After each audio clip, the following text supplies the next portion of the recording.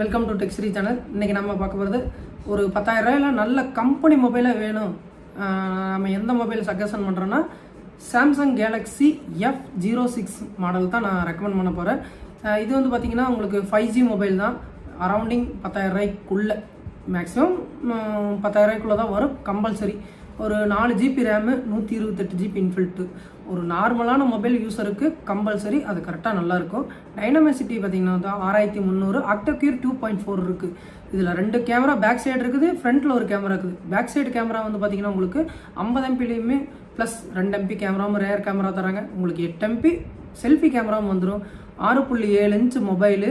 இதில் வந்து பார்த்தீங்கன்னா பேட்டரின்னு பார்த்தீங்கன்னா 5000 mAh பேட்டரி தராங்க. டூயல் சிம்மு யூஸ் பண்ணிக்கலாம், 2 சிம்மு தாராளமாக யூஸ் பண்ணிக்கலாம். 5G மொபைலு 10,000 ரூபாய்க்குள்ள சாம்சங் கேலக்ஸி.